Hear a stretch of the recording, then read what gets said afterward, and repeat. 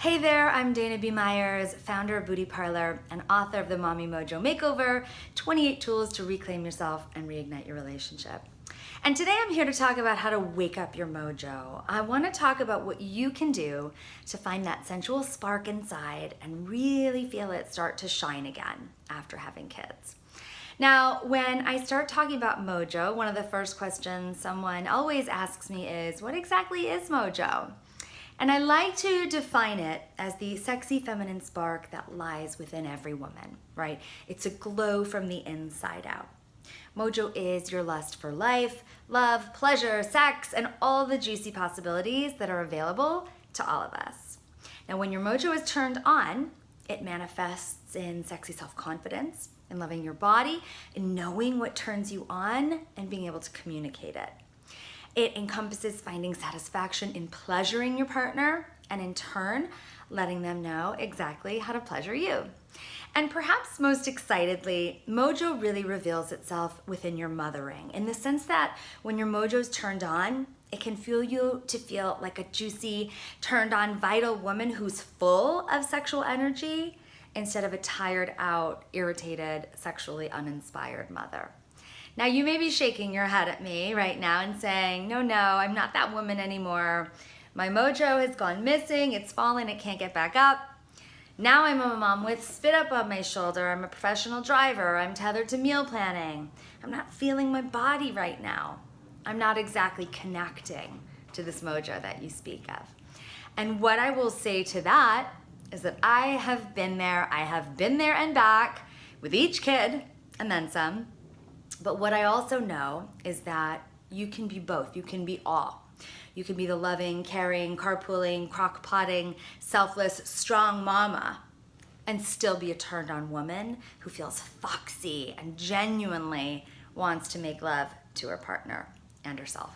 But time and time again, I've heard friends and clients alike tell me that they feel that they've lost that spark in their relationship and that instead of feeling like lovers, they feel more like roommates with their partners, right? Once kids come in the picture. And like I said, I was there too after the birth of my first child. I found myself devoting every ounce of my being to raising that baby.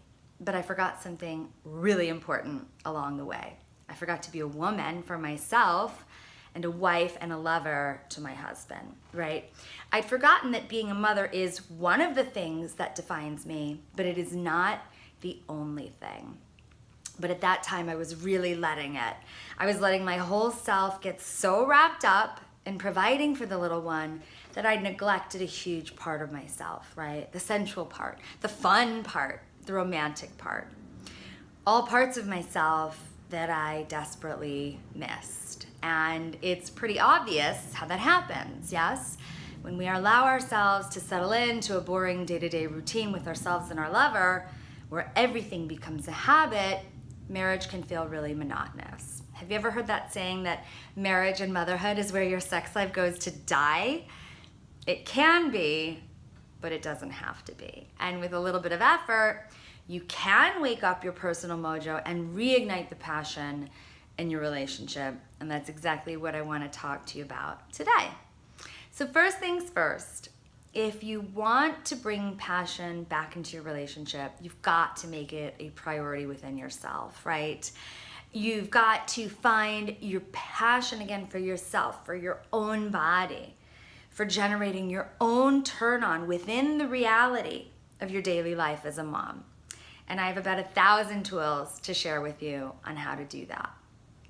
But today, I want to talk about your relationship and about placing more intention on loving up your partner and on increasing the amount of attention that you give them and your relationship, right? Because so often, once kids are in the mix, your partner doesn't get your full intention or attention first. The kids do.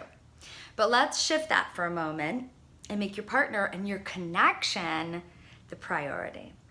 And a really super simple way to do that is you start flirting again, right? You kiss, you touch, you do things that show your partner that you're thinking about them and that you're interested in them. But not only that, it's that you still want them, right? We all need to feel wanted. So I want to take each of these ideas, flirting, kissing, and touching, and talk a little bit more about each one. So let's start with flirting. I want you to think back to when you were dating. Yeah, remember the flirting. Remember that feeling you used to get in your belly and how you'd flush and blush when you would see them for a date, okay? Let's go back, let's roll it back to those days and kick up your flirting game once again. So think about it. How did you used to flirt? Did you make jokes and giggle together? Or did you tease each other?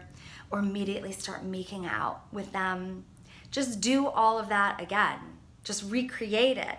Let your partner know that you want to spend time with them and have fun with them, and that you want to work together to bring that flirty new relationship energy back into the mix.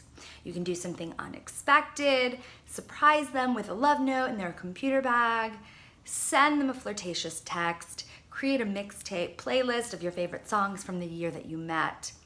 For this moment, I literally just want you to act like you did when you were dating.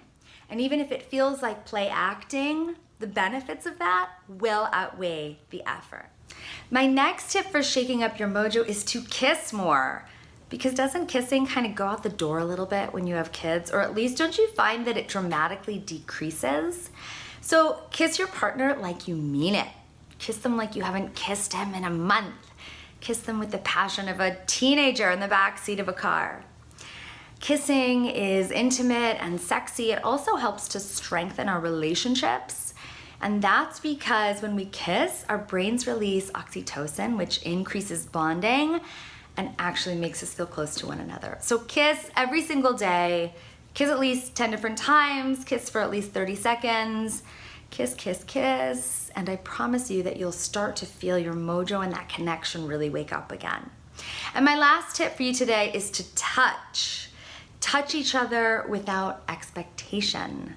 Yes, touch each other not as a prelude to sex, but just for a moment of delicious physical connection. Now, I understand that sometimes us mamas are real tired, yeah? We're all touched out.